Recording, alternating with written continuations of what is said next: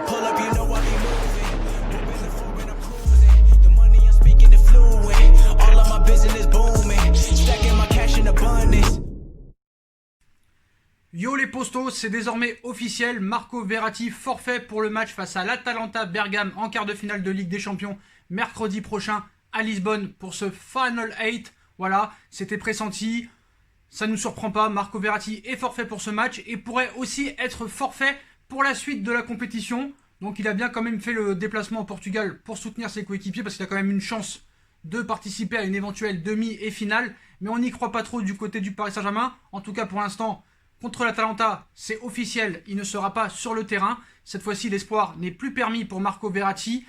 Comme pressenti, le milieu de terrain du Paris Saint-Germain sera bel et bien forfait pour ce quart de finale de Ligue des Champions contre l'Atalanta Bergame mercredi. C'est les informations de RMC qui nous confirment ça. Victime d'un choc sévère, une contusion importante du mollet droit à la suite d'un contact avec son coéquipier Eric Maxime Choupo-Moting à l'entraînement mardi. L'international italien se retrouve même incertain pour la suite de la compétition dans l'hypothèse d'une qualification du PSG face à l'équipe transalpine. Donc, est-ce un vrai coup dur pour le champion de France? Franchement, on peut se poser la question. Oui, on peut se poser la question et on va faire un peu d'histoire dans cette vidéo. Chose promis, chose due, dans l'ancienne précédente que je vous avais dit, s'il y avait les 300 likes, je vous dirais pourquoi. Ce serait peut-être une bonne nouvelle qu'il y ait des forfaits comme ça pour le Paris Saint-Germain, parce que tout le monde dit que là c'est la catastrophe, qu'on s'en sortira pas, qu'on est poissard. Bon, ça on le sait qu'on est poissard, c'est pas un scoop, mais il faut faire un peu d'histoire. Donc je poursuis sur ce forfait. Je voulais revenir aussi sur ce qu'avait déclaré Thomas Tuchel après le match mercredi face à Sochaux, où il nous citait « Nous sommes inquiets, il a pris un gros coup, on doit attendre, je ne sais pas exactement le diagnostic, nous sommes inquiets, voilà, pas bien, c'est une grande incertitude, un grand problème. » Voilà, tels étaient les mots de Thomas Tuchel à propos de Marco Verratti en conférence d'après-match contre Sochaux. Donc voilà, hein, comme vous savez, tout le monde dit que c'est pas rassurant que Marco Verratti soit absent mercredi.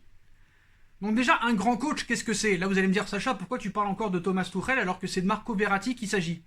Quand tu vois les mots de Thomas Tuchel qui dit « Nous sommes inquiets », c'est pas ça que doit dire un grand coach. Un grand coach doit dire « Bah d'accord, Marco a pris un coup, il serait possible qu'il soit pas là, parce que mercredi, il savait pas vraiment s'il allait être forfait, c'est le cas aujourd'hui, mais un grand coach doit dire « C'est comme ça, c'est les aléas du football, les blessures peuvent arriver à chaque entraînement, à chaque match, et nous devrons nous adapter, nous ne devons pas nous chercher des excuses. Nous avons des bons milieux de terrain comme Léo Paredes, comme Idrissa Gueye, comme Ander Herrera, qui revient bien, comme Marquinhos, qui peut jouer au milieu de terrain, parce que maintenant, tellement qu'il l'a mis au milieu de terrain, un coup en défense, un coup au milieu de terrain, un coup en défense, t'as l'impression que maintenant, il est presque meilleur milieu que défenseur central, tellement il a perdu ses repères. Voilà ce que doit dire un grand coach. Malheureusement, c'est pas le cas pour Thomas Tuchel.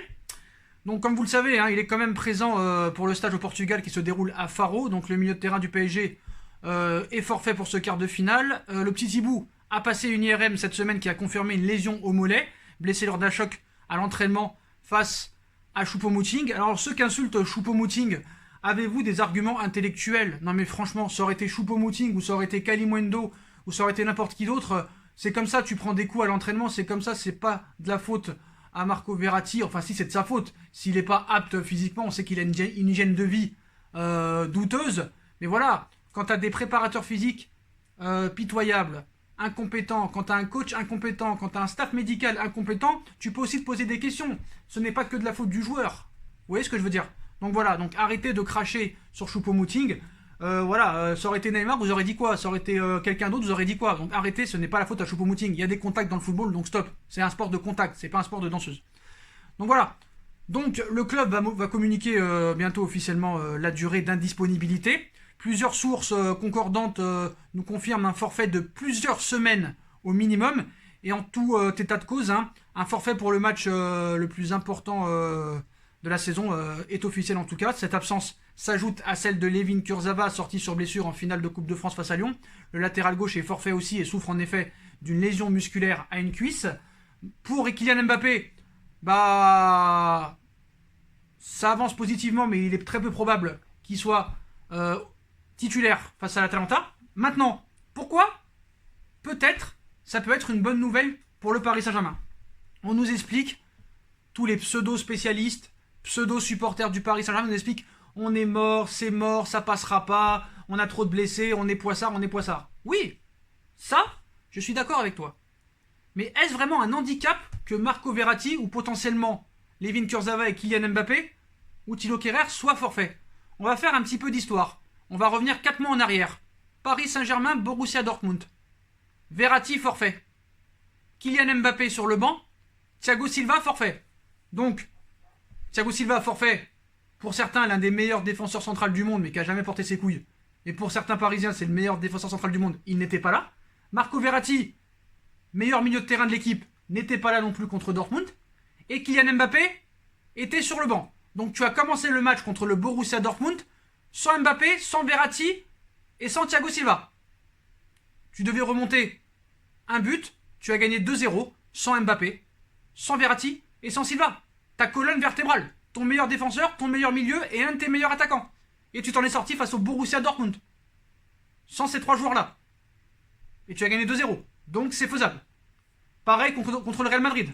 Sans Neymar, sans Mbappé, sans Cavani, tu as éclaté le Real Madrid 3-0. Même si on pourra nous dire que c'était un Real faible, nanana. De toute façon, quand Paris gagne, l'équipe d'en face est toujours faible. Vous connaissez la presse. On revient aussi 1 an et demi en arrière, contre United, à Old Trafford. Tu n'as pas Cavani.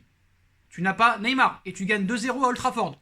Donc, les arguments, c'est quoi? C'est que le Paris Saint-Germain, quand tu regardes l'histoire des matchs importants, a déjà réussi à se qualifier sans ses meilleurs joueurs. Contre Dortmund, sans Verratti, Silva, Mbappé. Contre Manchester United, au match aller, tu gagnes, même si t'es éliminé après, mais à l'aller, tu gagnes sans Neymar, Cavani. Et contre le Real Madrid, tu gagnes sans Neymar, sans Mbappé, sans Cavani. Donc, c'est possible de refaire l'exploit que tu as fait contre le Borussia. Vu que ces 3 joueurs n'étaient pas là, et il y a de grandes chances que ces 3 joueurs, à part Silva, ne soient encore pas là. Il y a un potentiel au Paris Saint-Germain. Il y a quand même des joueurs. Je suis désolé de le dire. Donc l'histoire me permet de dire que ça peut être un mal, un bien, pour un bien. Comme j'ai dit hier, j'ai inventé un nouveau mot. Un bien pour un bien. Non, ça peut être un mal pour un bien. Plus sérieusement, ça peut être un mal pour un bien, voilà. On a vu au match aller, Verratti était présent, Silva était présent, ils ont coulé. Voilà. Donc ces joueurs-là ont déjà été blessés lors de matchs importants. Et le Paris Saint-Germain s'en est toujours sorti quand ils n'étaient pas là. Verratti, il a sombré au match aller. Donc pourquoi pas remettre Gay et Paredes au milieu de terrain qui ont très bien fait le travail contre le Borussia Dortmund. Voilà. C'est tout. Donc après, c'est sûr que Kehrer, on ne sait pas s'il va être forfait. Icardi, on ne sait pas s'il va être forfait. Bernat, on ne sait pas s'il va être bien. Voilà. On peut se poser des questions, on peut douter. Mais de là à dire que Paris est mort, bon, j'ai beaucoup de respect pour l'Atalanta Bergame, qui fait une grosse saison, qui mérite sa place. Faut pas oublier qu'ils se sont fait éclater en match de poule contre City 5-1, contre Zagreb 4-0 si je me souviens bien.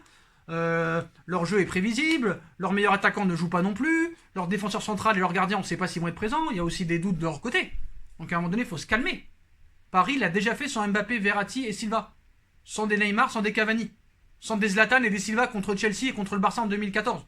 Il peut le refaire cette saison. Voilà, c'est tout. Si tu l'as fait contre Dortmund, tu peux le faire sur l'Atalanta, sur un match d'une équipe qui était en série B il y a 4 ans. Franchement, il n'y a rien d'exceptionnel. Un Neymar au top niveau, un Sarabia au top niveau. Après vous allez me dire, oui, Di Maria était là, mais il y a eu beaucoup d'absents à côté aussi. Donc arrêtez. Certes, il y a beaucoup d'absents, ça risque d'être compliqué, mais si tu as un grand Sarabia, si tu as un grand Icardi, si tu as un grand Neymar, si tu retrouves le Gay du Dortmund et du Real, si tu retrouves le Paredes du Borussia Dortmund, si tu retrouves le Marquinhos et le Kipembe, après tout dépendra aussi de l'équipe qui va nous mettre. Et ça, ce sera dans une prochaine vidéo, les postos. Comme vous avez mis les 300 likes, on la fera demain. Le 11 de Tourelle, on le connaît à peu de choses près. Vous le savez très bien, je le sais aussi. Tout dépendra s'il va jouer en 4-4-2 ou en 4-3-3. Et vous le savez très bien qu'en plus, Marco Verratti, dans ce 4-4-2, a une certaine difficulté, même si contre Lyon, lors de cette finale de Coupe de France, il a surnagé. Voilà. En soi, c'est une mauvaise nouvelle.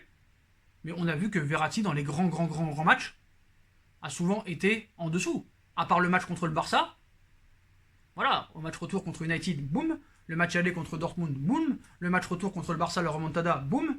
Le match retour contre City, boum. Donc voilà. Alors je suis pas le genre à être optimiste. Surtout quand t'as un coach comme ça et que t'as des blessures comme ça. Mais l'histoire donne des arguments convaincants. Il y a juste à revenir 4 mois en arrière, 9 mois en arrière et 1 an et demi en arrière.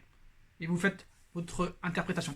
Voilà en tout cas les postos. Donc, finalité de cette vidéo, Marco Verratti est bien officiellement forfait pour le match face à l'Atalanta Bergame. Voilà les postos, dites-moi en commentaire ce que vous en pensez de cette blessure. Est-ce que vous êtes d'accord avec moi que voilà, Paris s'en est déjà sorti sans des Mbappé, des Verratti, des Thiago Silva contre Dortmund, sans des Neymar, des Cavani et des Mbappé contre le Real Madrid, sans des Cavani et des Neymar contre United, sans des Zlatan à l'époque contre Chelsea et contre le Barça. Dites-moi en commentaire ce que vous en pensez de ce forfait. Est-ce une mauvaise nouvelle pour le Paris Saint-Germain ou une bonne nouvelle? Dites-moi en commentaire ce que vous en pensez. Comme d'habitude, on like, on bombarde la barre de like, on partage, on commente, on s'abonne, on active la petite cloche pour être tenu au courant des vidéos qui vont sortir. On me rejoint sur mes différents réseaux sociaux, ainsi que sur Utip. Si vous aimez mon travail en faisant des petits dons, c'est comme vous voulez. Vous pouvez aussi me rejoindre sur ma deuxième chaîne YouTube, No Feeling. Tout sera en bas, en lien en description. Voilà les postos. Buvez de l'eau, mettez-vous devant le ventilateur, mettez-vous à la fraîche. On se retrouve ce soir pour le débrief Barça, Naples et Chelsea Bayern. Et peut-être des vidéos mercato. On n'arrête pas, on est toujours présent. Au garde à vous. Tchuss les postos.